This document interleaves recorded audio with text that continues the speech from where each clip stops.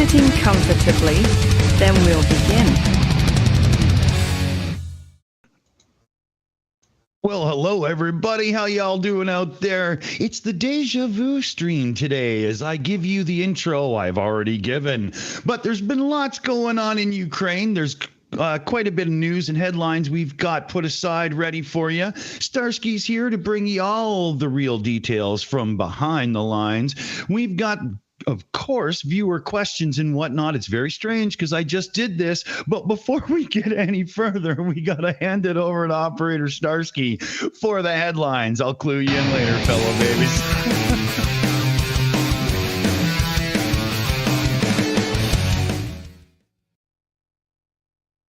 Hello, everyone. Operator Starsky. I'm not gonna say the joke about being drunk again, because I already did it offline. So we have some updates from Ukraine this week. We'll start from Bakhmut. Bakhmut is holding, just as I said a couple of weeks ago. Nobody's gonna withdraw. And during the past 24 hours, we deflected around 50 attacks in this direction. And from what I can say, the number of those attacks is slowly decreasing. But the casualties of the Russian troops remain at around the same level, because yesterday Russians lost around 1,000 men in just a single day. And this dynamics, they are being preserved, they are being kept at the same level. Also, we had some strange news from the area of Novakhovka, where there were reports that Russians allegedly withdrew from Novakhovka. It's where we have this big dam. But according to the most recent information that we had, Russians just made a rotation of their troops there. And currently they have around 30,000 more men that were not used in the meat grinder so far, which means that they can use them for a small operation. The level of Svitlodar, Solidar, let's say. But again, it will not bring them any significant result. Also, this week was significant because there were a lot of cotton in Russia. Just today, there was a bunch of fires. The most recent one happened in Moscow downtown. Some big-ass Russian business center went on fire, and another facility, which is very interesting because it's a research facility, military research facility that is located approximately 1,000 miles away from Ukraine, was burning as well. So it raises a lot of questions whether it was a cotton cutie, reckless smoking, or maybe Russians trying to, remove their traces or anything. But it's burning, it's beautiful, and that's why we celebrate. We also celebrate today in Ukraine because today our legendary security service of Ukraine celebrate their professional holiday. And tomorrow, Ukrainian National Guard will celebrate our professional holiday. And of course, I will not get drunk because it's war and we're not drinking, me specifically. But after the war, I will be drinking like a pig. So those were the updates from Ukraine. And I'm ready to answer your questions and chat with you all night. Awesome. Well, speaking of which, I do believe that we've got a couple questions in already, but Dave, unfortunately, is just sorting out a little earpiece issue and whatnot in the background. So what are you going to do, right? It's always about timing, isn't it? There was one that I just wanted to touch on here. The Sevastopol, the drone, the Russians saying that there was a drone attack there. Is there any information on your side about that whole situation there? I mean, anything that they put out, I can never instantly. I mean, come on, right? Who knows? There are you talking about those meme drones? It's there was a strike in actually there were multiple strikes in Crimea, especially today and as well as yesterday. Basically every night Crimean people can see fireworks, and in Jankoi specifically there was a drone strike, and the meme drones were used, drones with meme stickers, which is kind of cool, I think, because Ukrainian armed forces have this strange sense of humor. And currently we know that we can expect that those drone strikes will happen again and again until this peninsula is liberated. Basically, if Russians think that they will have a chance to sleep at least one night, they are very, very wrong. So that's the news.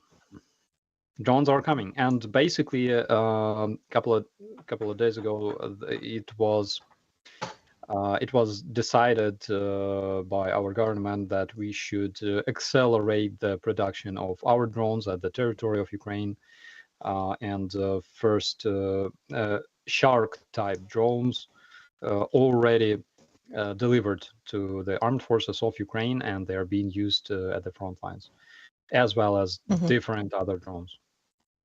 I think what he may be referring to is about 3 days ago, there was a number of posts regarding the possibility of another drone boat attack against Sevastopol. Yeah, there was a marine drone attack in that Sevastopol. The Russians were actually commenting on it. Yeah. So again, we have this split opinions because Russian official media, they claim that everything's under control, and those were like maintenance works, whatever. But the locals, they keep saying that the attacks were performed, and actually there are videos of Russian vessels on fire.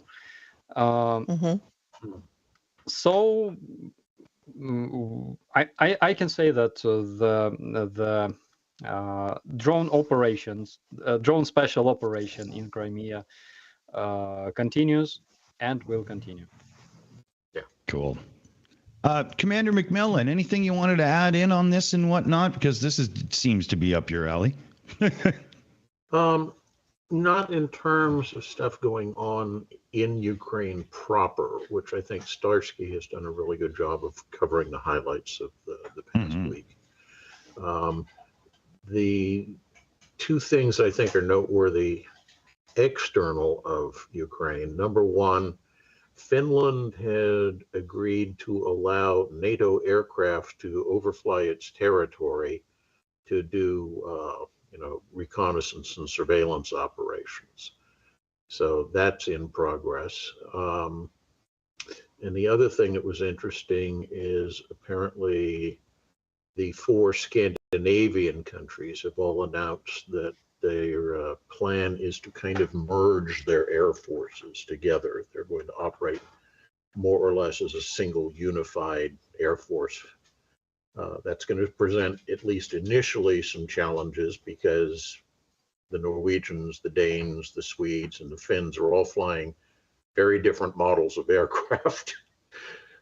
But I think the plan is that, with the exception of Sweden, everybody's transitioning to the F-35 Lightnings, and what the Swedes will do remains to be seen. But I suspect Saab, who manufactures the aircraft that the Swedish Air Force flies, has a great deal of influence on domestic politics and will continue making sure that the Swedish Air Force is operating some of their aircraft and not American ones. Right.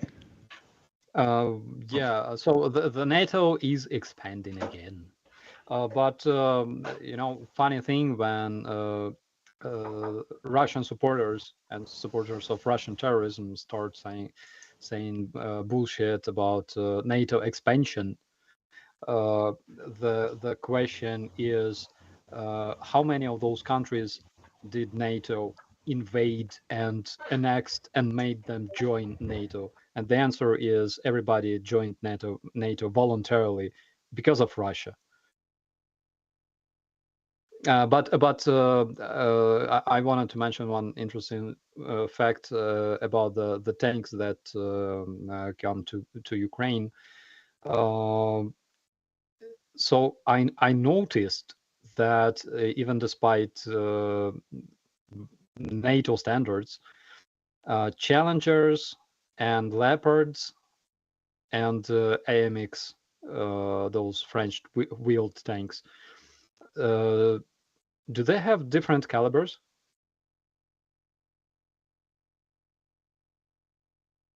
Oh, I wonder, is Commander not there?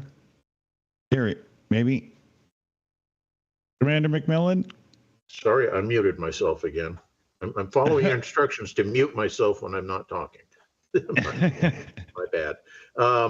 Yeah, the AMX-10, I'm not certain. I think it has a 105 millimeter gun, but the Challenger, the Abrams, and the Leopards all use the same 120 millimeter NATO standard tank ammunition. I was misinformed then. Yeah. Yeah, that was something NATO did many years ago, which was to try to streamline and simplify their logistical problems, was to have everybody using the same kind of equipment, the same fuel standard for all the vehicles. And they did a pretty good job of keeping that in order. And then, of course, the US decided to stop using standard NATO small arms ammunition and instead go to our M16s, which have their own ammo. So then everybody got mad at us and started making their own small arms with their own ammo. But yeah, that's a separate issue. Yeah, it's one of the so-called military experts on Ukrainian television was explaining that all of those tanks, they have different calibers, which means issues, you know. So I was curious. I had no time to check, but that's interesting. Here we have same caliber for all of our T tanks as well, and new factory just opened somewhere abroad in the secret location, producing the shells for Ukrainian tanks and tanks that became Ukrainian due to the Russian Lend-Lease. So now we have a reliable supply of shells for older Soviet tanks. Yeah, the T-72, I think the T-64, the T-80, and the T-90 all use standard 125 millimeter shells. This is one of the problems that the Russians are going to be experiencing, is they're starting to ship in more and more T-62s to replace all the lost tanks. Is the T-62 uses 115 millimeter rounds, so it's non-compatible, which now means you have to have separate supplies to keep those units in, you know, the proper supply state with ammunition. And that leads into another thing that came up, and this one is open to interpretation. There are floating on the internet right now a series of photos of trains carrying ancient, and I do mean ancient, T-54, 55 tanks, supposedly to the front lines. Now, what I've heard, and I'm not, you know, able to do real photo analysis and I don't have the information, but I've heard that those photos, in fact, were taken pre-war, and they show T-54, 55 tanks being sent back to factories inside Russia for scrapping. But the fact that this meme has caught on as real, whether it is or not, doesn't matter, shows the extent of the kind of desperation the Russian military is facing right now, is that people seriously believe they would actually resort to using T-54, 55 type tanks. And if you think the T-62 is outmoded, yeah, we'll just leave it at that. T-54 tanks were produced in 1946, I believe. Yep.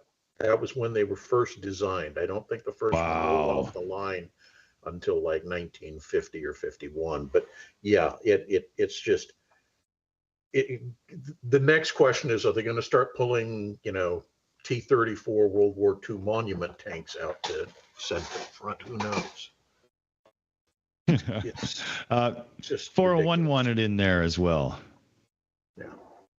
I was just going to mention, we were talking about BTRs and different vehicles. I came across some information. Is it true, Starsky, that most of the BTRs and the Russian tanks are using an engine that was designed either during World War II or shortly thereafter, and that's why the Abrams can be twice as heavy as some of the Russian tanks, yet go twice as fast?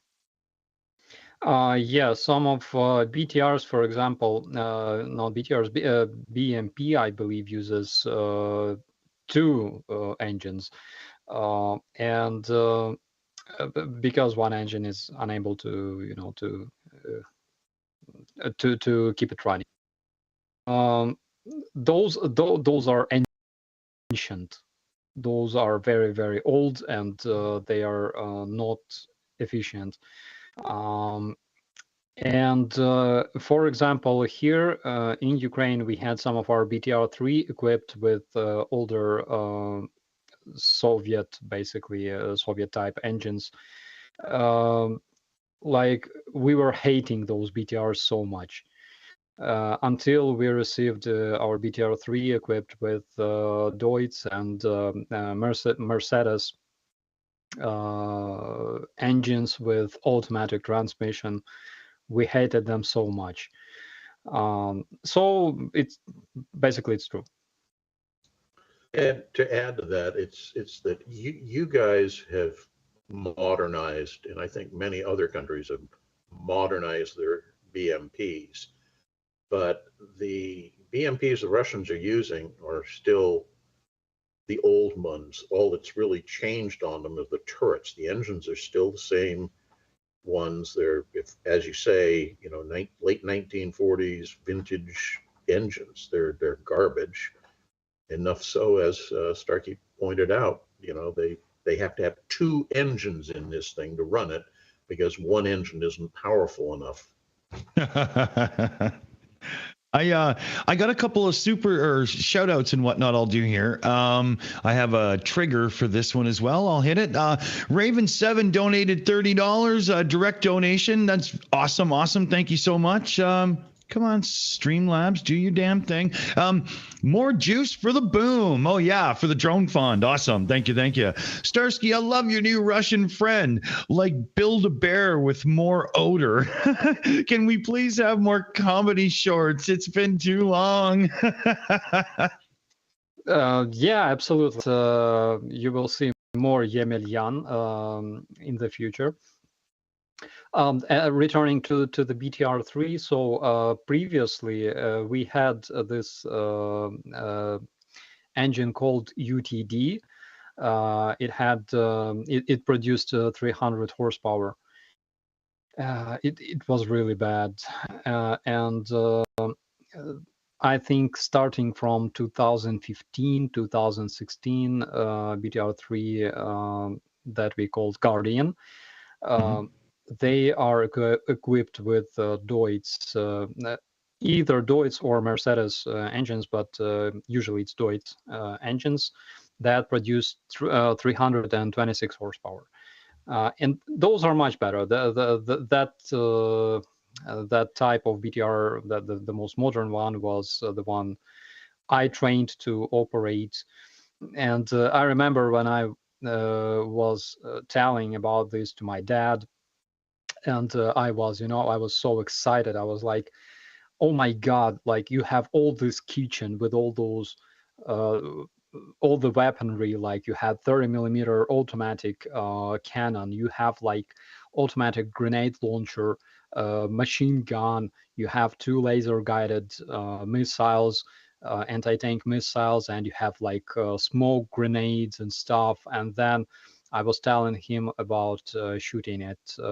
We had a body of BMP that we used as a target, and I was like, you shoot the high explosive munition at this BMP, and the shell, the 30mm shell, pierces through this bastard and explodes, and it looks so cool. And my dad was like this. I was telling him all this because my dad was a tanker, and he listened to me, and then he was like, yeah, it's cool, but when you shoot this bastard with 125mm, it just ceases to exist. Vaporized. Yeah, too many people look at those and think, oh, it's like a small tank. No, it's not. Yeah. I got one more super chat shout out here I can do, guys, and then I'll get out of the way for a second. But generic username had done a $5 super chat. Can we get a Futch update? Yes, as soon as we finish the engineering discussion. It's amazing how engines improved in efficiency and power delivery over like a 40, 50-year span there. So, the gap is amazing. But yeah, thanks, Raven7 and generic username. Awesome. Thank you, guys. Yeah, the Futch update. Futch is very, very sad because it's raining outside and my dog is afraid of water, which is not typical for dogs in general, because like dogs like water. My dog doesn't like to swim. He avoids all kinds of puddles. And he doesn't play. He likes to cuddle and just sleep and eat. So yeah, he's very sad because it's raining outside. He cannot play outside. So I gave him a lot of treats, and hopefully it will cure his depression.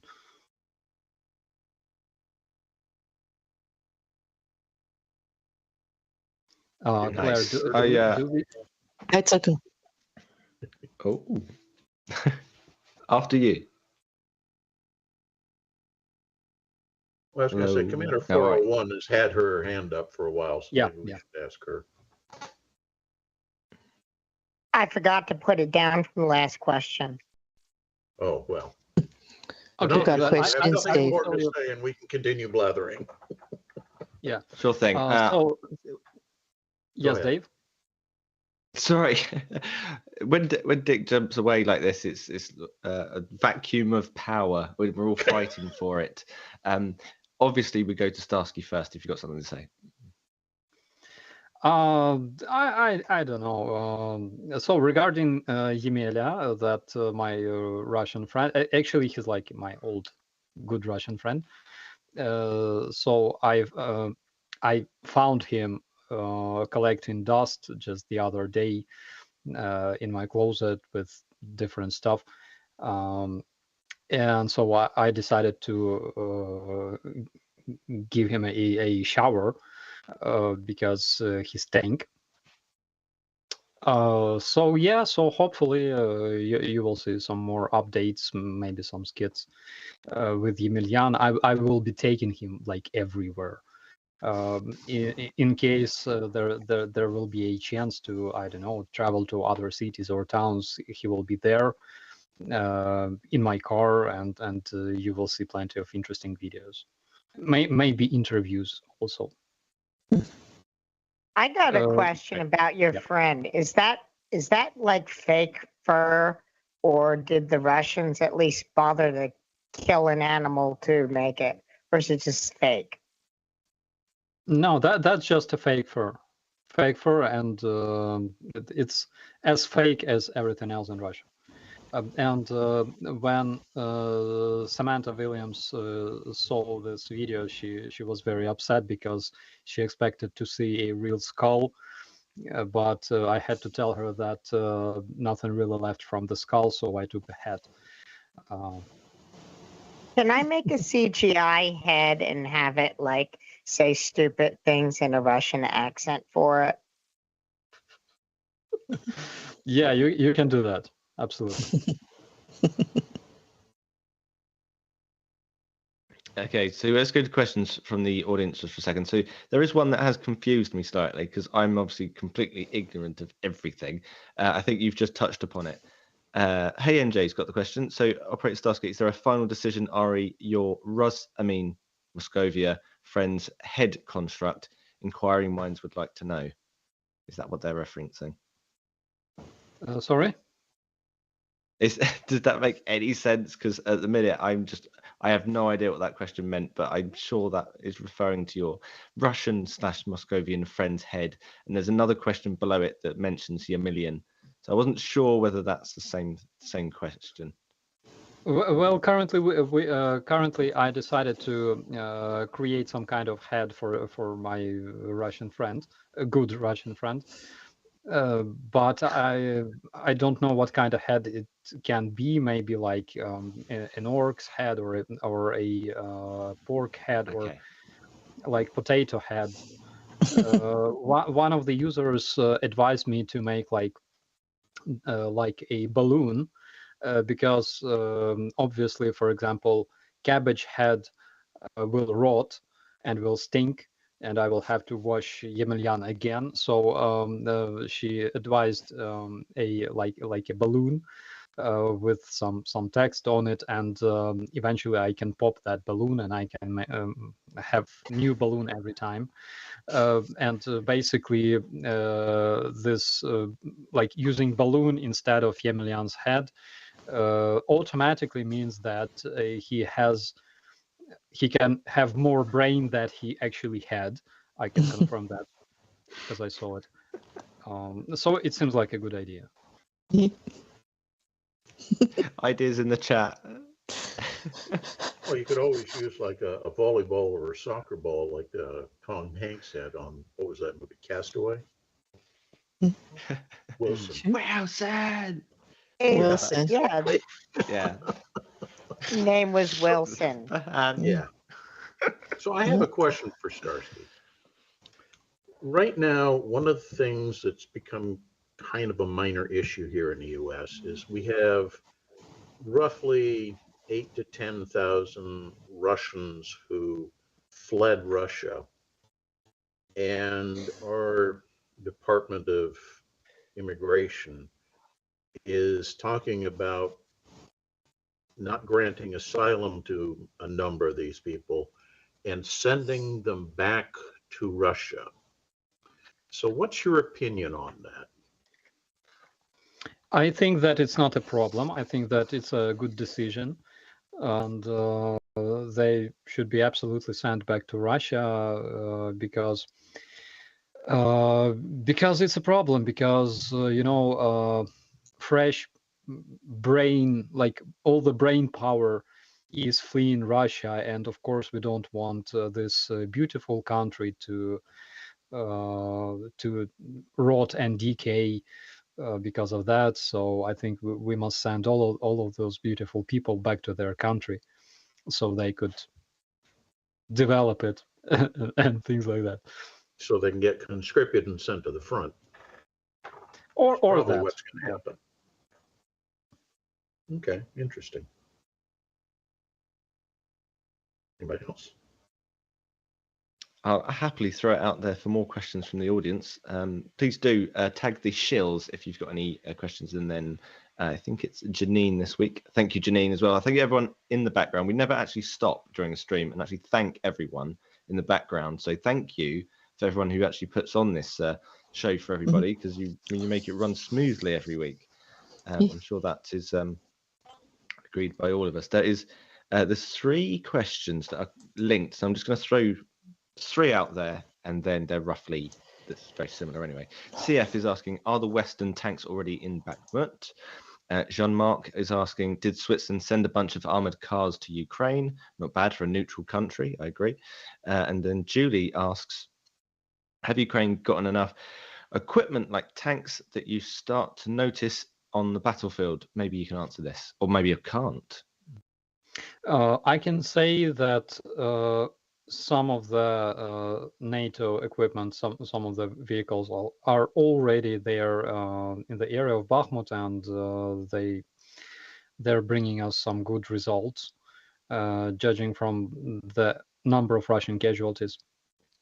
So as soon as we have them, as soon as we have them here in Ukraine delivered to us, they are being sent to the front lines very, very fast. It's good to know. Well, yeah, quick is good. Definitely quick is good. There's something special coming up in a little bit here that everybody's going to like, because I have fixed one of the buttons that hasn't been pushed in a little while. But Claire, we had a couple of news things that we wanted to, punch up and get to and whatnot, correct? Mm-hmm. Yes, we do. One of them that I was curious about was in regards to MiG-29s coming from Slovakia. Apparently the deal has gone through. You guys just recently got 4 of them over there. Is that correct? Out of the 13 that were promised? Yeah, we got 4, and I think we got some extra from other countries, but I cannot confirm that. But I'm sure that we have 4 from Slovakia, and we are so grateful for their help.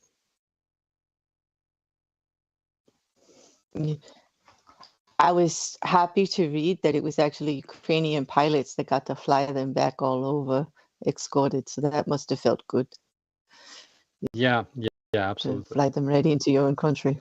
Yeah, and these are what Soviet era MiG-29s. Now I know we're always talking about those other MiG, like the F-16s that you guys need. So these going to actually be better than some of the others you've received recently? There were a lot of discussions back in the days. So MiG-29 and F-16, they were direct rivals back then. During the Cold War, they had some, I would say, equal. Oh my God, features, more or less equal. Yeah. And though MiG-29 wasn't as much equipped technologically as F-16, but it still was a great fighter, and it had some very, very nice features. You had to be a strong person in order to be able to pilot MiG-29. But it was great, and it still is, even though maybe it's not as modern as other airplanes like F-35, of course, or even F-22. Oh my God! I lived in the times when F-22 like it was considered a super modern, like super modern jet fighter. Yeah. Wow. The now best way to put it, I think, is that the F-16 and the MiG-29 are rough equivalents. I know there are purists who will argue that, but for the general operational level stuff we're talking at this point, yeah, they're rough equivalents. And being able to get essentially 2 squadrons of them to the Ukrainians to replace losses that they've been suffering is going to be quite helpful. Well, then we hope those other 9 get there pretty quick. They just approved this on Friday, so the fact that they got 4 of them over there so quickly, hopefully they'll continue to get the rest of them there for you to use as quickly as possible. Well, that's like the second NATO member to actually help with the equipment, especially warplane equipment. Hopefully more will be following suit. But we also have to consider that there is a security margin in regards of time, in regards of those news. So when you hear the news about those airplanes being delivered to Ukraine, obviously it's been done like 2 weeks ago or something like that. Oh, yeah. So they're making it sound like it was just like Friday, but it's past. Because well, that makes sense, right? Because you don't want it to be interfered with. Absolutely. Yeah. Those negotiations would have been in place for months to iron out the details, because you can't just say, unlike a tank where you just put it on a train and send it. With aircraft, you've got to have all the infrastructure in place at the other end when they arrive to have them be of any use at all. So that process of getting new aircraft to the Ukrainians is a long, drawn-out one. We have a couple of shout outs I can do here. I was having a little browser issue and it's crashed twice on me during the back of the show. I don't know what's going on. Thanks, Chrome. Thanks, Google. But Nadav or Nadav, I'm not sure how to say that one. I do need to get educated on this. Threw $110 into the drone fund, so a massive shout out. Thanks for you. Huge, very cool. Roger as well threw in $35, so a big shout out to Roger. That's going in the drone fund as well. We have Skits Crasher in with a donation. Woohoo! All right, Skits Crasher, awesome. And we've got Mark Garcia, here's something to help with special airmail deliveries to Russia. And he threw $26 into the pot there as well. And boom, from Silver Earth, Slava Ukraini, we had a $10 one in from Silver Earth as well. So awesome. That is definitely a good start to today's drone fundraising. Can we all say hashtag boom boom? Thanks, everybody. That's awesome. Were we going to a couple of questions or news articles next? I am a little disheveled today. I don't know. It's been one of those days.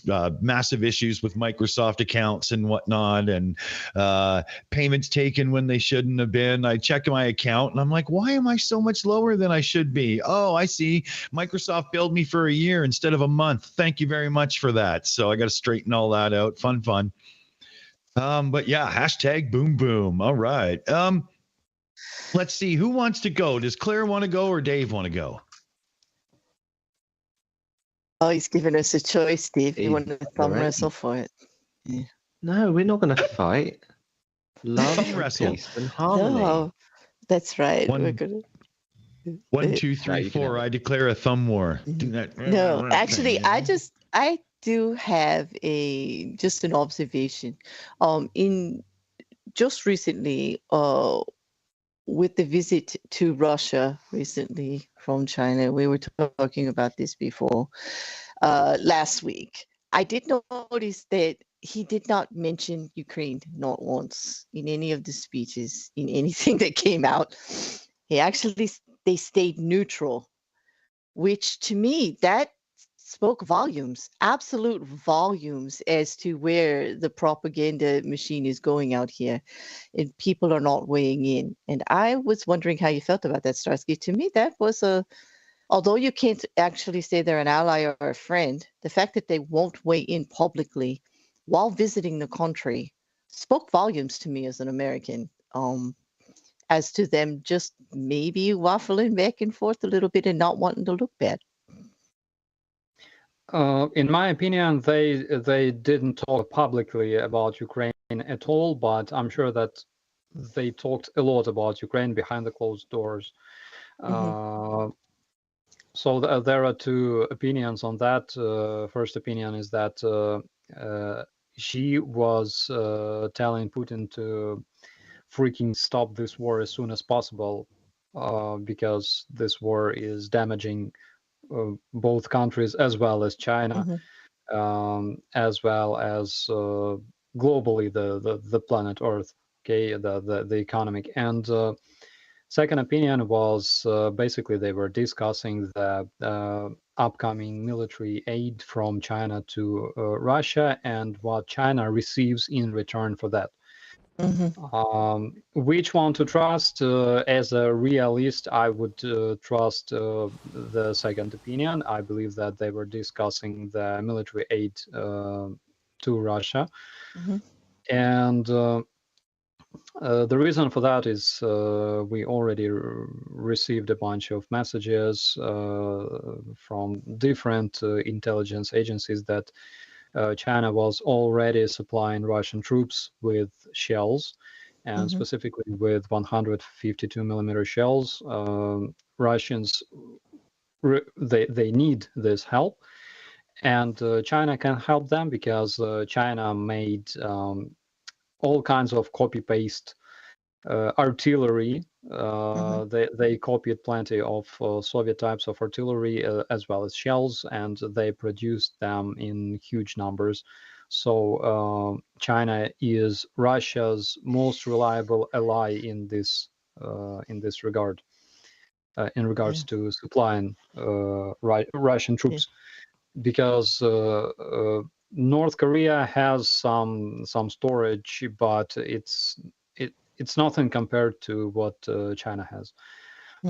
That's why they can help Russians big time with artillery shells, probably with some tanks, maybe older tanks, and spare parts as well, because Russia heavily relies on Chinese electronics. So I think we should be prepared to see some of the military aid delivered to Russia from China. There's something It's like weird both going on now, and that's that at least the publicly stated and acknowledged amount of material that China is transferring to Russia is tiny. I mean, it's like 50,000 artillery rounds. That's something to get shot off in a week. 1,000 AKs. You know, that equips a battalion or something.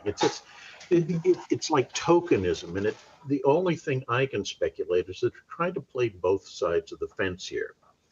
They want to still be in good with the Russians and get whatever it is the Russians are willing to pay them, but at the same time they want to have it be enough that it doesn't piss off the Western powers. So and I think Starsky's dead on the money when he says it's kind of sending mixed messages about what the meeting was about and what's really going on. Yeah. And It's two things being true at the same time, because although they do recognize that they are allies together, it is a strong message when I'm looking at it in interpretation as like, this war is looking bad for all of us. This is damaging everybody economically. You need to like start doing something for us. Publicly, they are not actually making big waves of support or being threatening anyway. I think that actually shows the tide turning, and they actually China's doing a good job of reading the room, so to speak, internationally, that this is pushing harder on them, and they, you know, even though they are an ally, they're putting a little bit more pressure on Russia on how bad this looks by not putting out public statements in support. I'm sure Putin would rather it the little way. He wants to flex. Curb your dog. Yeah. No flexing going on, which is a standard Russian tactic. Flexing is all that they actually do. So to not have their allies flexing for them, as an American, I'm looking at that like, oh, I see something going on here. Yeah, but one thing we should not expect from China is to instantly become a democratic country that respects international. Oh, no, they won't. Well, they're going to be pushing Russia for what are you going to do for us? And Russia doesn't really have anything to offer them right now, do they? So there's going to be a problem. Because China, one way or another, despite the fact that they're technologically advanced to a smaller or bigger extent, but China is a communist country ruled by a totalitarian regime, and they are bad guys. We should all accept that they are bad guys, and until they at least have some democratic elections, numerous parties, unless they stop threatening the world with another war for Taiwan and things like that, unless they stop completely supplying terrorist regimes like Iran, for example, with electronics and with different equipment, and Russia with their weapons and shells, we should keep considering them a freaking terrorist country, because this is the fact. You know, a lot of people out there, they believe that Russia will change eventually, and some people still believe this, but we should have zero illusions regarding this. They are bad guys, and we should expect the appropriate things. Yeah, expect garbage to act like garbage, right? Exactly. That's what I'm trying to say. You know, Let's see here. Commander 401 wants to jump in there, and then we got some shout-outs to do. I know you might not be as well versed in how shitty the Chinese military is compared to the Russians. I've heard the rumors that they don't like deploying their troops in UN peacekeeping missions because the Chinese military is, like they're not exactly confident in their soldiers. Have you heard anything like that? You might be more familiar.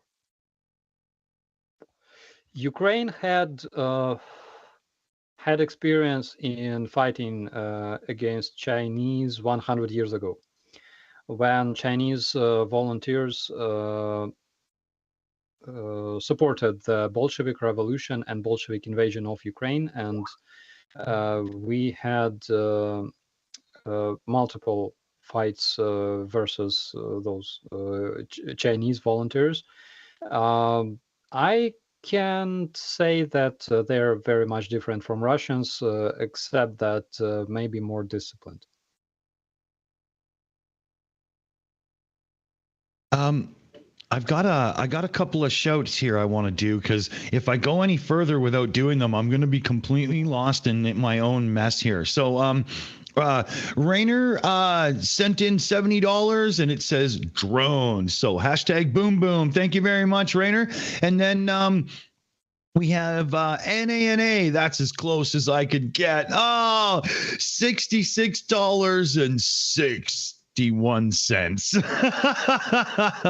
But NANA, if you know him, and most of you should, he donated 666.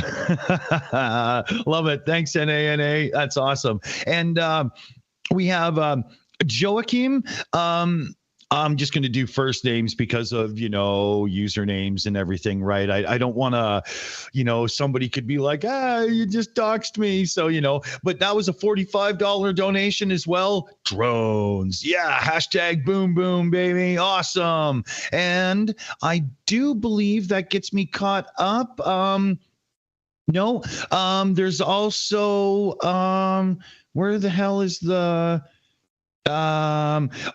Larry here, support from Finland. We got a $30 donation in for hashtag boom boom as well. So I think now I'm actually caught up. Yes. Okay. And then I have to switch over to this one because we have a couple other shit. Okay. I'm almost done. Vahuid donated €20 through Super Chat. Slava Ukraini. Smirt Vragam. I wish Amy was here. She could read that kind of thing so much better. Slava Ukrainum. Smirt Vragam. Is that even close? Is it okay? Big shout out for the super chat though. Thank you very much. And then we have Mr. Mick donated $20 through super chat. Would Zev give back Crimea if the land bridge were severed and the canal bridge and Sevastopol were closed, destroyed by Ukraine? Hey, there's a big question. All right. We're going right to Starsky with that one first. So the saying was smart vorogam, which means death to enemies, something that we do every day. And as for the question, can you please? Oh, yeah. Would Zed, give back Crimea if the land bridge were severed and the canal bridge were closed, destroyed? There are three main roads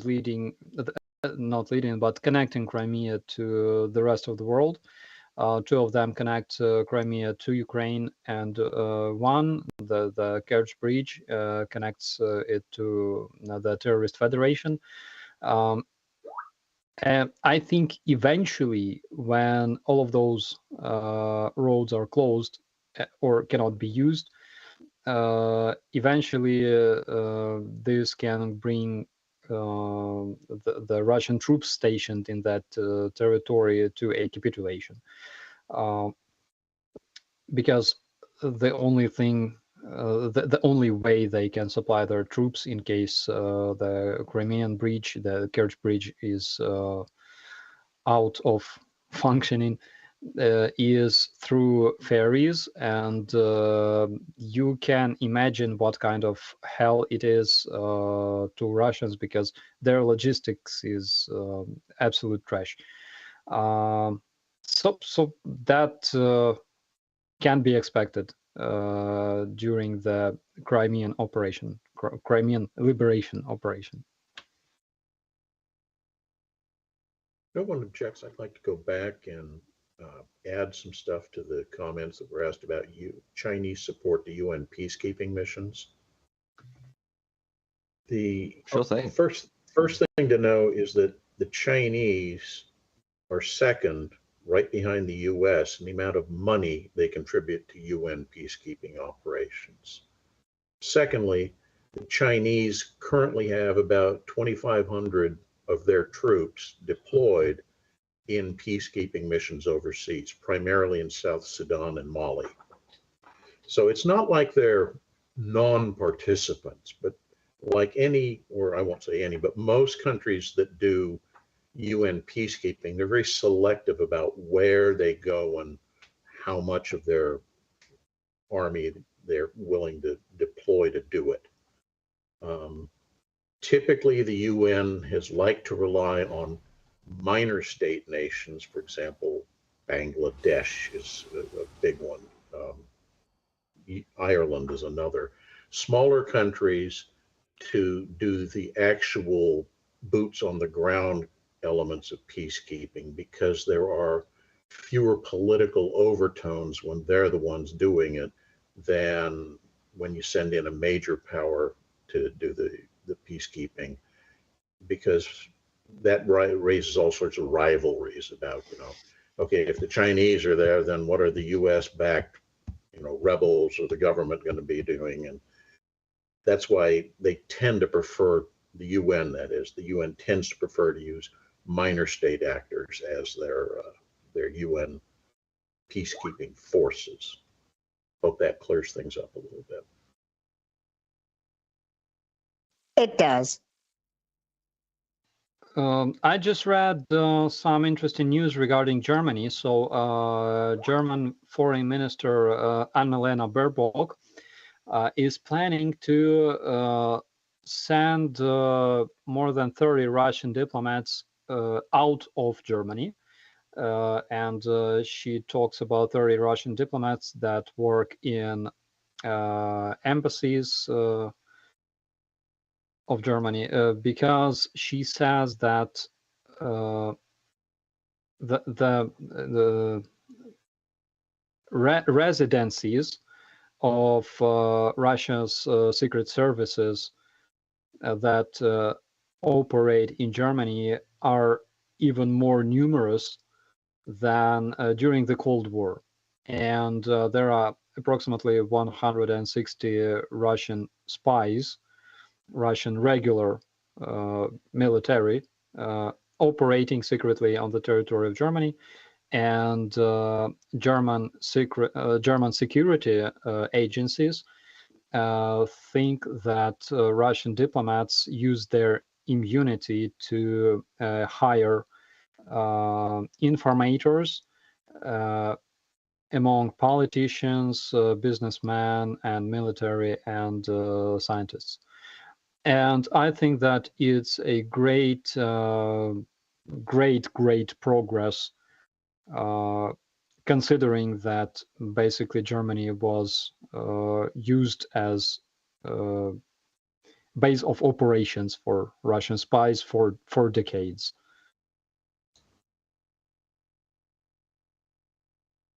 Very much, very much. I'm just, I I'm just going through the records here quick. We've got Kristen that came in with a $40 direct donation there. Hashtag boom boom. Love it. Love it. I think that should just be the ultimate hashtag right now.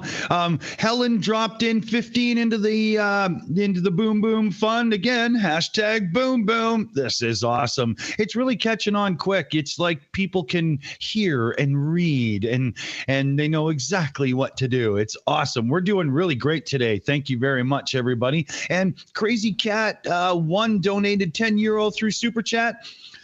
From above, I saw the enforcer last night saying the Russians are leaving Crimea. Is this true or another clickbaity fucking title? Super happy with the MiGs. You rock, Starsky. Quite frequently, we can hear the news about Russians leaving the Crimean Peninsula, and some of those rumors are confirmed by footage from the Crimean Bridge, where they have those huge traffic jams as big as several kilometers of cars. The other day, I saw that a video of a Russian woman. So when this invasion began, and when Russians living in Crimea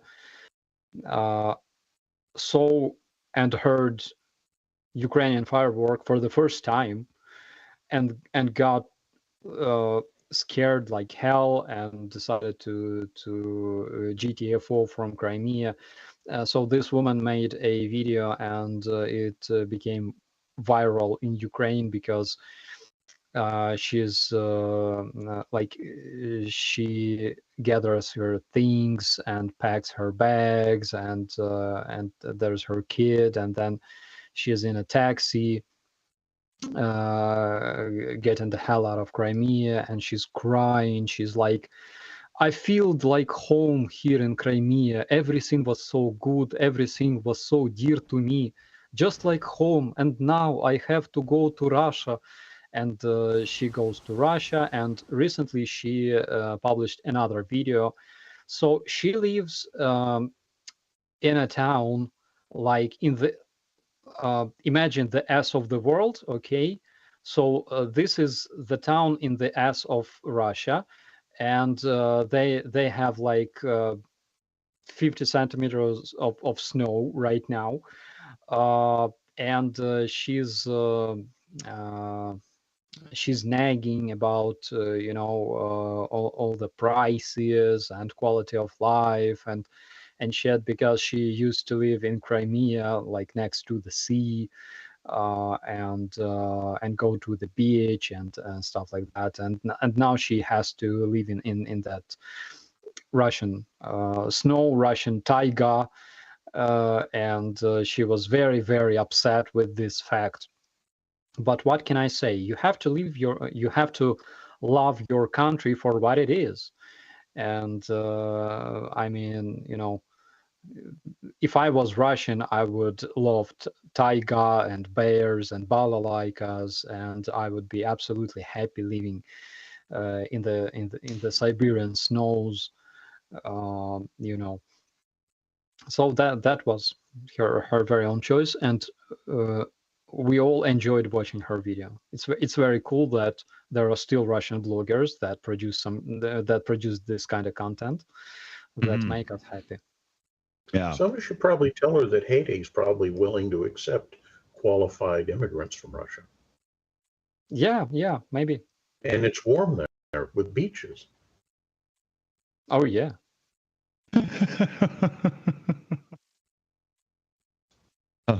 That's funny. We had a Yvonne Way donated. Is that Swedish krona, the CHF? I think that's Swiss francs. It's that Swiss franc. Okay, Yeah. I get a few of them mixed up still. It used to usually be Aimee that would do this, and she was just so much better at it than me when it comes to knowing all the donation.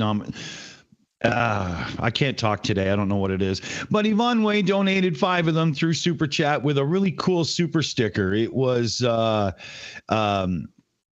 I'm just trying to scroll. Yeah, there's like a person going, yeah, strong and whatnot. It's a really cool one. So we thank you very much for that, and we know exactly what fund to throw it into. We have a few questions in now. We should get to. Is that where we are now? Like again, I'm just so kerfuffled today. I'm lost. No worries. We have a wonderful array of questions. I have to say the quality of the questions this week have been fantastic.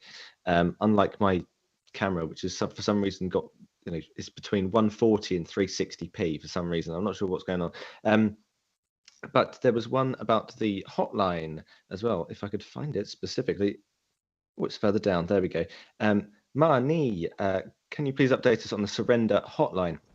I would think with such low morale, this would be an opportunity. I don't know if the morale's low, but it's always worth a shout out. Yeah, there is a hotline. It's working since last year, basically since spring last year, and Russians can call and find all the required information how to surrender to the Ukrainian troops. And they receive a lot of benefits from that, because if they bring their tanks or other vehicles, they can receive money from the Ukrainian government, as well as asylum here in Ukraine, the protection of the state and law enforcement. And if they bring their helicopters or aircraft, they will receive 10 times more money for that. And I believe even this week we had information that Russian mobics, those mobilized people who were brought to Ukraine, they already called the hotline, and several hundreds of them surrendered to the Ukrainian armed forces. They received shelter and everything. It's better to surrender like this. It's better to call, receive all the instructions and surrender. And this is the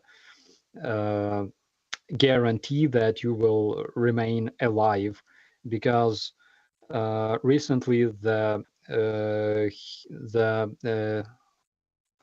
UN published their not survey but assessment on the situation in Ukraine, and they noticed that there were cases of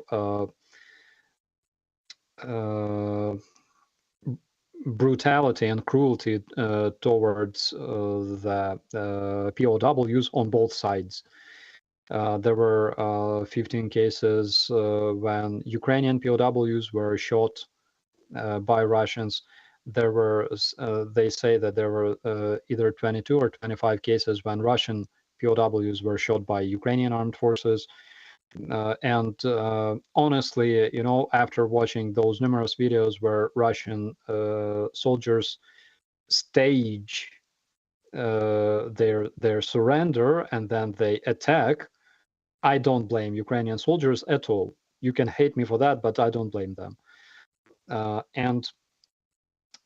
So the hotline is the guaranteed way that they will remain alive and healthy, and they will be treated good in the captivity, and eventually exchanged, or they have different options. They can ask for asylum. They can ask to continue their service only in the ranks of the International Legion, help protect Ukraine.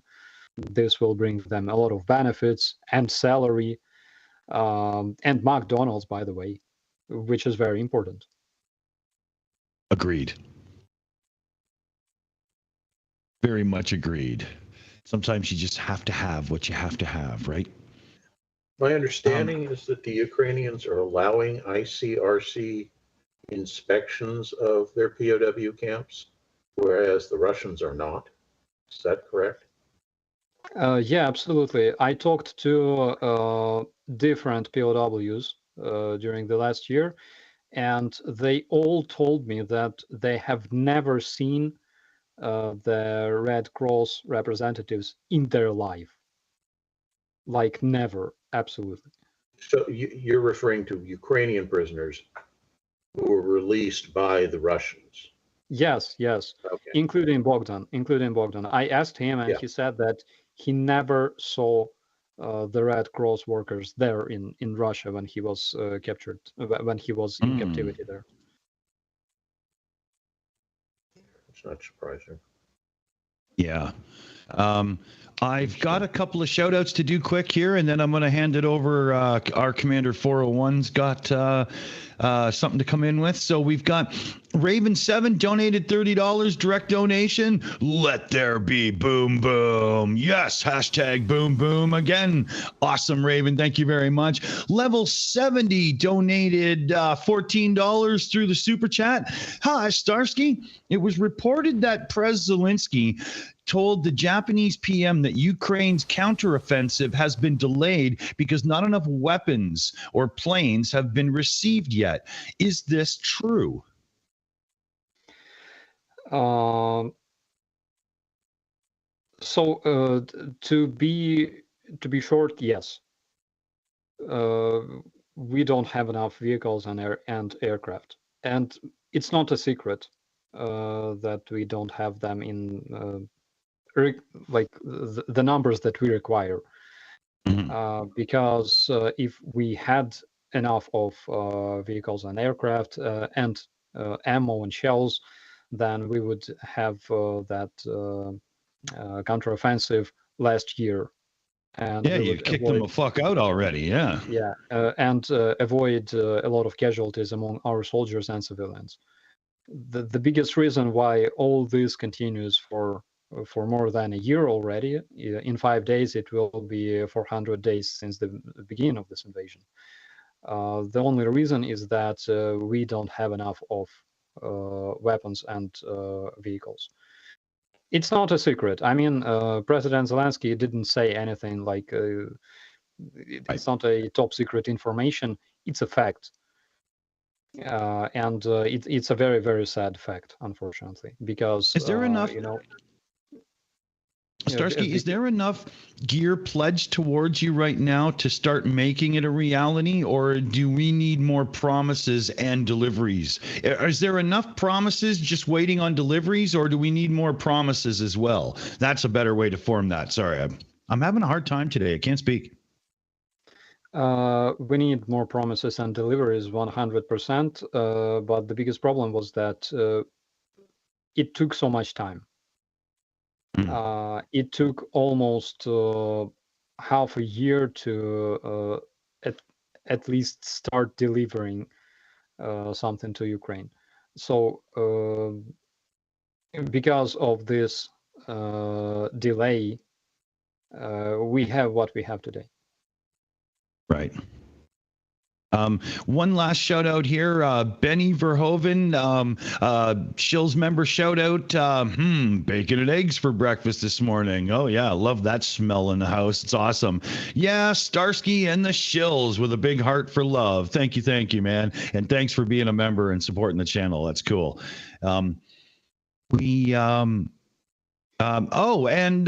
Nicholas Lamar Suter, who just couldn't be bothered to, hang out with us today, I guess, probably laying on the couch, scratching himself like a untamed ape. But anyway, he threw in a cool $5 super chat there.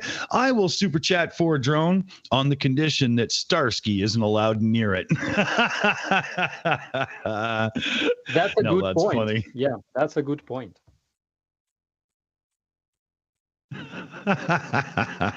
Anti-air commendation. Yeah. Oh, here, I got one more that just popped in, so I'll grab that too, and then we'll get to Commander 401 here. But the Sun Express for $10 super chat. Big shout out there, Sun Express. Thank you. Hello from Chicago Oblast. NAFO fella, redacted here. That's funny. The people of Mycelo, but not the Ushanka enthusiasts. Thank you for all your work. That's an awesome super chat. Thanks, Sun Express. Big thanks. Awesome. Thank you so much. Much love and hugs to Chicago Oblast and your Selo from Selo Hostomel, Kiev Oblast. Awesome. Awesome. And let's see. Commander 401 wanted to jump in with something here. Going back to when you were talking about Russian spies expelled, what do you mean by exactly spies? I used to live in an area loaded with universities, research, institutions like NASA and military contractors. And the only passports that I saw, like on people's dashboards or at the DMV, were either Chinese or Russian passports whenever I would have to go there. So I'm pretty sure if that's the only thing that I saw where I lived as far as foreign passports go. I'm pretty sure the spying situation is a lot worse than a few hundred. Yeah, so I think they were talking about 160 professional Russian military spies, meaning that they have ranks. They are officially employed either in GRU, which is the external military intelligence, or FSB, which is their external intelligence. So those 160, I think, according to their information, they operate on the territory of Germany, and they are professional spies. All other hired people, like their informators, among civilians, among businessmen and others, they're not professional spies, they're hired spies. Well, allow me to interject on this, since I have a little personal connection with it, my father being a 26-year veteran of the CIA. So the first thing is, there are, generally speaking, three categories of spies. One are those who are there officially under diplomatic cover. They may be listed on embassy rolls as, cultural attaché or, cleaning lady, whatever. They have diplomatic protections, which are their cover stories, and they're acting in large part as doing espionage. The second group may be, and this is important to understand the distinction when I say may be people like students at universities, businessmen, contractors, that kind of stuff, who come from a country and they say, hey, I'm just the guy who's installing the new milking machine for your dairy. He may well be an agent, but he's not protected by diplomatic immunity.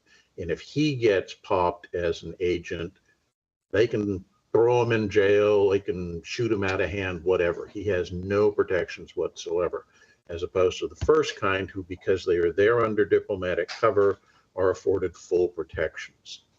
The third category would be people who are recruited by one of the first two categories. So they are not foreigners, generally speaking. They are native, be they Ukrainian, be they German, be they American, whatever. People who are not Russian, who are recruited for one reason or another to work as espionage agents for that foreign power.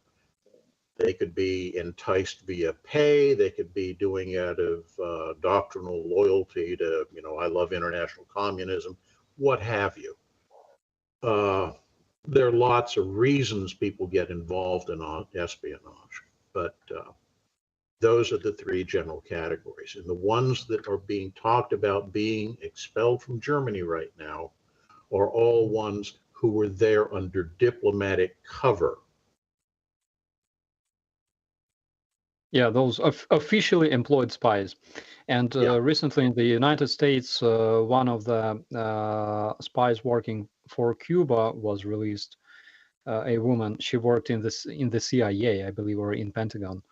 Mm-hmm. And It's a mystery to me. How can you spy for freaking Cuba?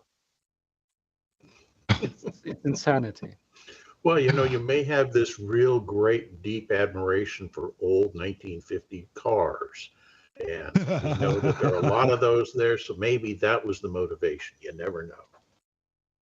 There's only two things that Cuba does well: makes baseball players, and a doctor who escaped from Cuba saved my mom's leg. And, he actually cared enough to save her leg after a boating accident rather than play golf. But, and three things: take care of cars from the 1950s. Well, cigars, too. We have to add that in. Four things. Assuming you're an aficionado of cigars. Yeah, that seems plausible. And I confirm they have some very nice doctors. They reach good career when they leave Cuba eventually. But like spying for Cuba, Jesus Christ, it's insanity. It doesn't make sense. Throw your life away for that shithole of a regime. Like, did somebody not get past the JFK administration and they're still living in the past like that? Like, what the, Jesus Christ. I mean, They really didn't like Batista. I can understand spies spying for Russia because first thing, they live abroad, okay, in a civilized country where they do their spying stuff, right?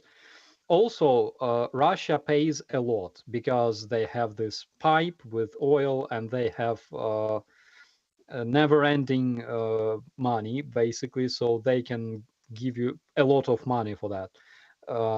People like Tucker, Tucker, oh my God. Tucker Comrade Carlson. Yeah, Tucker Carlson and others, like they cost a lot and Russia can afford it. So spying for Russia, I can understand that. Spying for North Korea, I can understand that too, because if you're not spying for North Korea, your parents and children will be eaten alive, which is a good reason to spy for North Korea. But Cuba, like, do they supply you with like cigars or something? Yeah. I don't get it. I don't. An endless supply of rum and cigars. I don't know. Yeah. What else? Free taxi rides in really old cars being kept together by spit and promises and prayers. Like, what the hell? Well, it's interesting. I remember my dad commenting on the fact that the majority of people who spy for Russia do so or this is back in the Cold War, admittedly, but the people who spied for Russia did so for material remuneration. They were getting paid supposedly great sums of money to do it. Now, the reality is very few of them actually got the money they were promised. It was one of those, we're holding the money for you to keep it safe, so when you come and live in Mother Russia, we'll give you all your earnings. We'll give you a little bit to help you now. The flip side was the people in Russia who were spying against Russia. Their typical motivation was patriotism, as bizarre as that sounds. And it's because they saw the then communist government, and I'm sure to some extent the current, I don't know what you call it, oligarchic government, as not being truly Russian. It's an oppressive group of individuals who are holding that people in bondage. And so they wanted to work towards freeing their country. That was the motivation that most of them seemed to be working for. Right. Yeah, I because just want to do a couple of shout outs here before we continue. Sorry, everybody. But Lisa threw in $20 to the drone fund. So hashtag boo boom. Thank you very much there, Lisa. We had Nadev Ben Shlomo. I hope I've even come close to saying that properly. Has become a Shills member here on the Shills channel. So thank you very much for the big support there. That's awesome. And we had Caesars, C-Z-U-S, Caesars, Suz, I think Caesars, I'm not really sure. Threw in 200 Czech krona, finally got one right. What do you think about that through the Super Chat Fund? And if I'm correct in seeing this, it is Live Long and Prosper. Here, wait a minute. I can do that proper. Whoa, why is my thing freezing up? What the hell? Okay, there we go. Yeah. So, yeah, how do I say that username properly? Let me know. But big shout out there. So thank you very much. And let's see. Sorry, I cut in, but it was getting to the point where I was going to screw up and start forgetting something because my organization is terrible today. So I'm done. No, I'm not. Mando Cool Cat for $2. Boom, boom. Another super chat in. Thanks, everybody. Awesome, awesome. Okay. No, I can't stop yet because we had a direct donation for 55 Canadian right into the hashtag boom boom. Slava Ukraini, Hero Slava, love Captain Starsky and the Shills. And that's from Michelle. So big donation there. Huge shout out, Michelle. Now I'm done and everybody can go back to doing what they were doing. thank you so much. I don't know what's going on. I'm so confused. Sorry. Thank you so much. I captain's patch just 2 days ago. Like Cool. officially, I received them like on the March 1st, but we have a tradition that your commander must give it to you. So it happened like just 2 days ago. As for the spies, yeah, it's a very interesting topic because I read the memoirs of Gordon Lonsdale, also known as Conan Molody, Russian Soviet spy that operated in the United Kingdom in the 50s. And I came to a conclusion that it's always better to spy in the Western countries because you don't have to live in your shithole Russia. And you can have everything a Western civilization may offer. McDonald's, and you also receive like salary here and salary from your establishment like FSB or something. But it takes guts. It takes guts, my friends, to travel to freaking Russia like Vladivostok or freaking Voronezh and work there as a spy. You have to be a tough man to voluntarily. I can only imagine. Wow. Yeah, first of all, you have to drink like crazy. You have to be prepared because people can actually die from that. And of course, you have to be tough, man, to survive all this shit.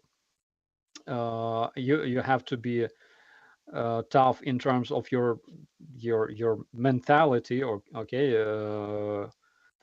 psychological and moral principles and features, because withstanding all that media crap produced by Russian propagandists every day, it killed some of better of us, and of course you have to. Sorry, Starsky, the mental control it would take to keep that at bay while it's constantly coming at you is, I don't think your average person understands the kind of fortitude you would have to have mentally to get through that. Yeah. Operator Starsky, car screaming because you have to deal with it. You got a lot of that where you need to just vent because it's so ridiculous, right? Absolutely, and that's the biggest reason. Spies that work, that spy, for example, against the UK or against the US or against Germany, any Western country, actually they enjoy life. They are happy people, and people who spy against Russia, they have to freaking suffer. I mean, those people have my respect. They don't like. they don't receive an easy salary. Let's call it this way.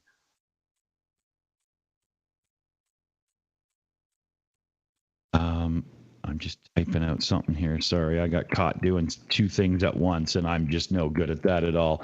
We're caught up on hands here. We should, Dave, how about a couple of questions then? We're getting close on time, Sure. but we're not rushed yet. No sweat. One of them is more of a comment than a question. Does giving McDonald's to prisoners of war already count as a war crime? Thank you, ugly German truths. Who was that? There is a Who wonderful else? one from Cheryl. Oh, go for it. McDonald's and MREs. Who else but ugly German truths was going to slam McDonald's, of course. I think that serving in Russian army is already a war crime because you are being fed freaking shit and things like that. All that like beetroot. My God, how they call like beetroot, pickled beetroot salads and porridges, which The bleach oh, from yeah. last week. I remember now. and she of course. So when those prisoners, why they want to remain in Ukraine so much? First of all, because they can breathe the air of democracy, and of course they can taste McDonald's because they won't have such a chance in Russia anymore. And I think that KFC will be closed soon as well. They're still there, I know, because when Chinese leader arrived to Moscow, they had to. There was a picture of this Chinese delegation buying like 100 packs of KFC stuff in the local KFC. So I think Russian prisoners of war, they literally enjoy captivity in Ukraine because they can have all that. They have opportunity. They can become better than they were, but remain alive. Which is great.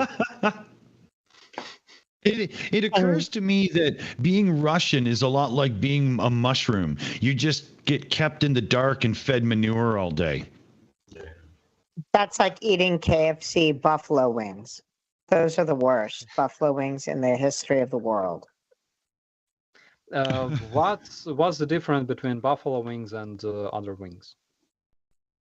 Well, good buffalo wings have this sauce that makes it hot and spicy versus like barbecue, which is like sweet and sometimes tangy. It's just the way it's prepared. But the buffalo wings from KFC are worse than the ones that we had in school. I know that You had wings when in school? Sorry, Karen. I know that the buffalo wings in KFC that they're very dangerous because you usually like in Ukraine, for example, they taste well, but they're dangerous because you can literally burn your pants on your rear the next day. It's like you will regret eating them. That it happens the next day usually. Oh, like Taco Bell in this country. Yeah. Oh, Taco Bell sells toilet paper. Bottom line.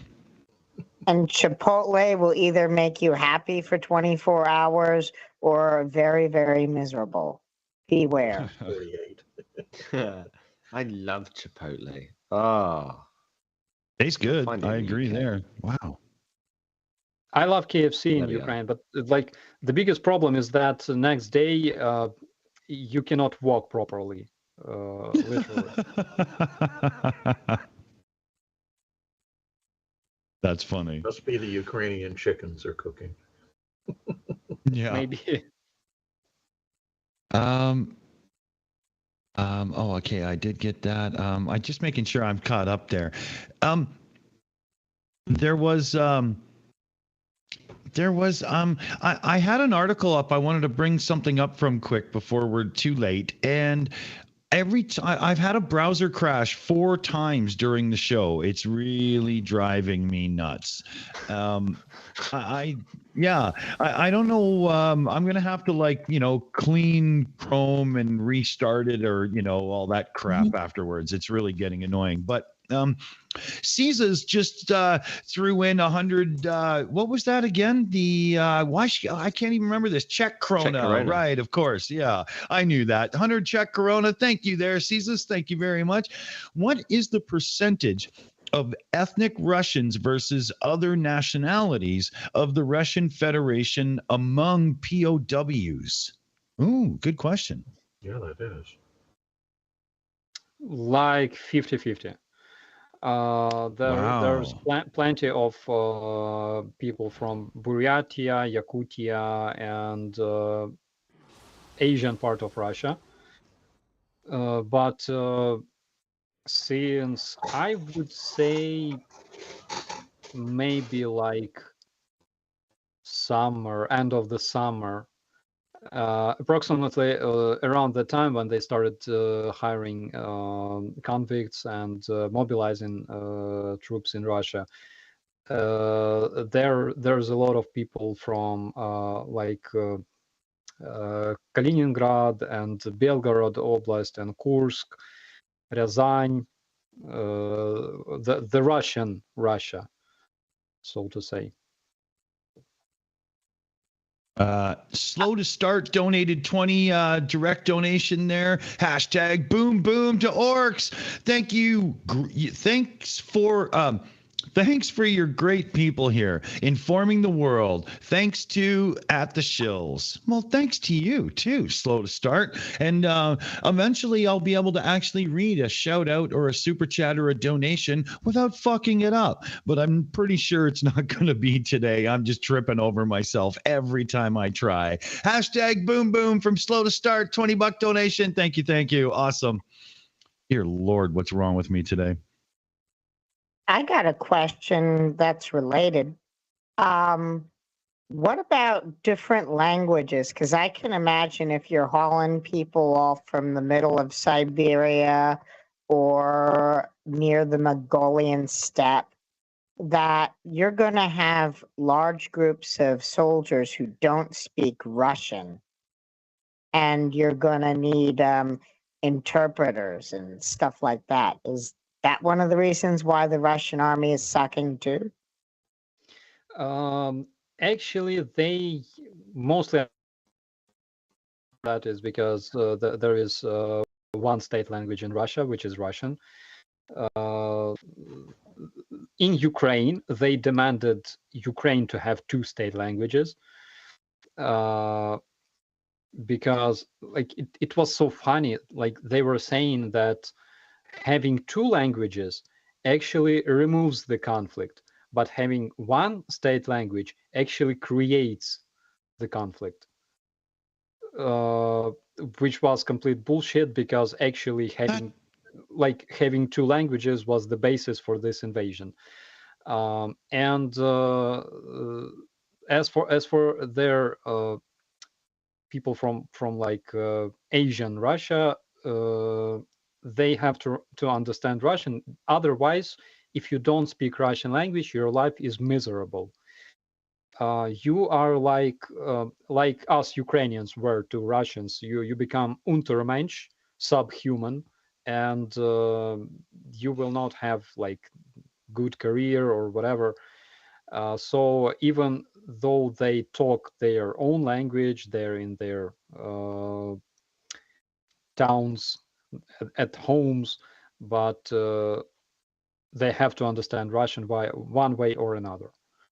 I remember here in Hostomel, there were like last year in the beginning, there were like Kadyrovites, there were Buryats, there were Yakuts, and it was really hard to find like Russians, okay, like people from Ryazan or wherever. They brought different. There was 155th Brigade though, again, it consisted of Buryats for probably 50%, and there were different units of Rosguardia, Russian Guard, and those were completely atrocious, and those were specifically from like Buryatia and Yakutia. I don't understand this, but it's like it's very typical for all Russians. You cannot say that Buryats are better than people from Rostov or Kuban or Dagestan. They're all the same. Couple of shout outs here. Drone and Punishment. Slava Ukraini. AK. Thank you, AK. Awesome. That's a $65 donation into the drone fund there. And then Jared B giving drones for Ukraine. Hashtag boom boom from Jared. And we got $26 in there as well. So thank you, everybody. Once again, we are definitely I think upon delivery, our services will be exciting for all. Hopefully they go boom, boom. They could do a little spy and a little creep and peek first, and then maybe go in for the big exploding kill. I don't know what it'll be, but it's going to be awesome.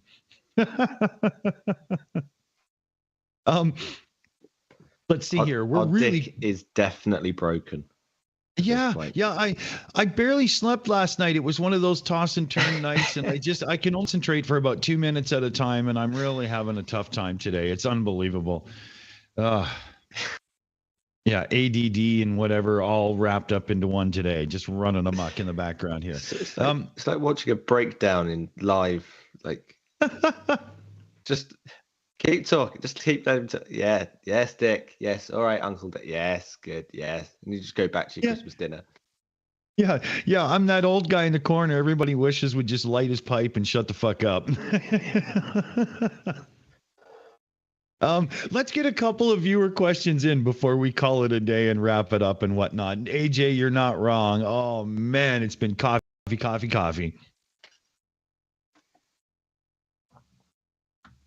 Where are we here?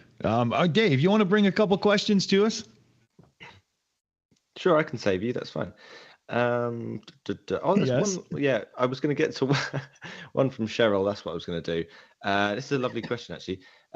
Navalny's father was at Chernobyl, lived in the containment area before he was relocated to near Moscow. Did your father know him? I doubt that he knew him because there were a lot of people there. My father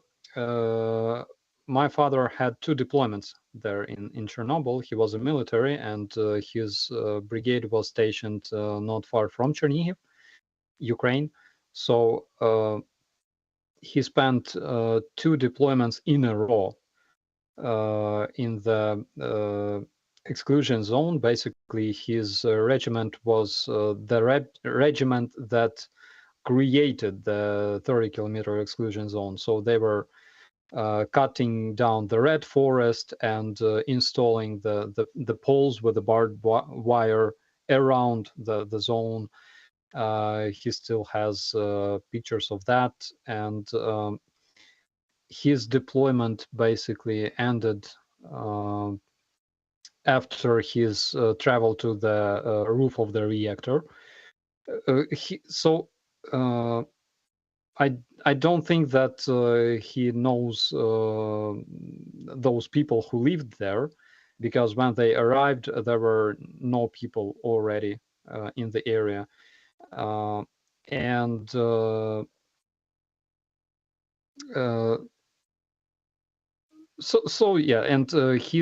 His deployment ended after they went to the roof of the reactor, when the command decided that all the robots that were working there, they were useless because they stopped functioning, and they decided to bring soldiers to clean the roof of the 3rd reactor located next to the destroyed 4th reactor. and my dad received a huge dose of radiation. That evening he passed out, and he was evacuated to the hospital in Kiev, where he received some experimental treatment. But this basically saved his life. Wow. Wow. Yeah, that's the ending that basically saved his life. That's power. That's powerful. Holy. Wow. We just had another direct donation in, an extra boom from Mr. Cinnamon. $10 donation into the pot there. Thank you, Mr. Cinnamon. Awesome. Thank you very much. I think that's caught up there. We're just at like 5 after, and I bet Starsky's looking at the time thinking this is a good time for me. So I think what we should do is we'll get to our wrap-ups here. We were going to do something we hadn't done in a while today, and I'm going to hit the button, but we're not going to do it. We'll save it for next week, but I have resurrected the stinger.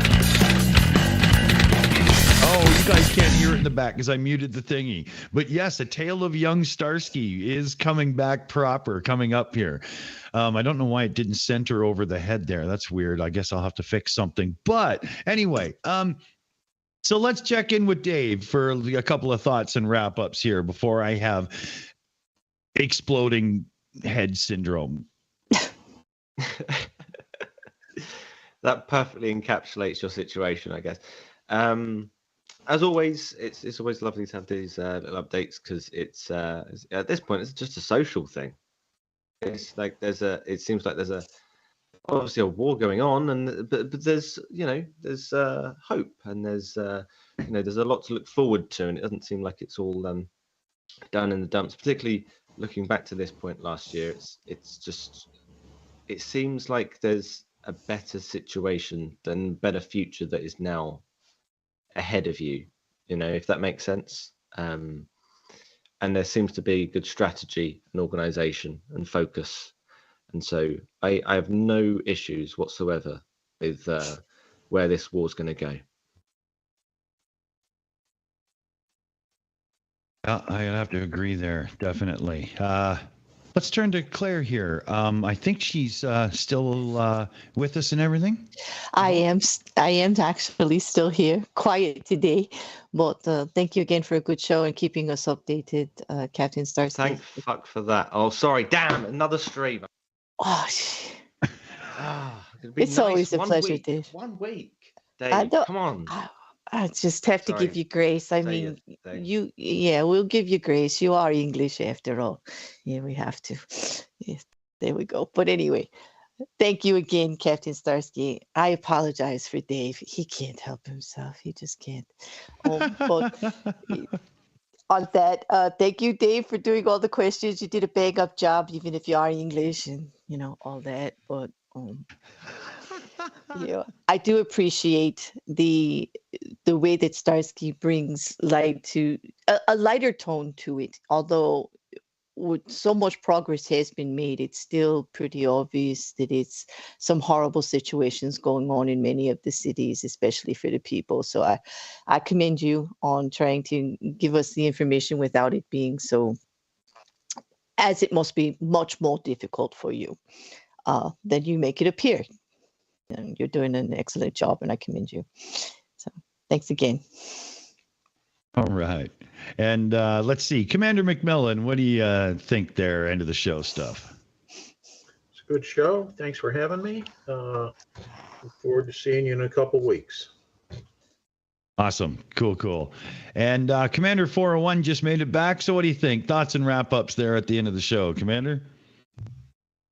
Well, I think that lady who was so upset that she had to leave Crimea should do something with her social media that would probably improve her life. Just talk about how you've all of a sudden fell in love and married Bigfoot. Because on the Shills, there was some guy who talked about how he pretty much did the same with a female Bigfoot, and now he's world famous. That guy's funny. Good call. Myself, I'm going to say, as always, you got to make sure that you're talking to your local governments, regional governments. There's all different kinds of terms for this depending on where you are. But push the government to make sure they're doing all they can to support Ukraine. We're doing it through fundraising and, gathering donations and, doing what we can. But governments can do it in much bigger ways than we can. So let's push them all as hard as we can to do the right thing and get things sorted. Slava Ukraini, right? Let's keep it up. And I'm going to turn now to Operator Starsky to give us the last words of the day. Brother Starsky. Thank you, buddy. Yes, I would like to say that I keep saying every day that you guys are amazing and fantastic, and all the international defenders of Ukraine, you are amazing people, because we live in different lands, we speak different language, but our hearts are beating for Ukraine, and they're beating for a good cause. So I would like to say thank you on behalf of all Ukrainians. We love you guys. You are amazing. Thank you so much for your support. Awesome. A huge shout out to everybody who's a member and supports the channel here. It means everything to us. We're doing great with the fundraising, so massive shout outs to everybody that's been helping with that. And we'll see you here really soon for another show with the Shills. Slava Ukraini, everybody. Take care out there.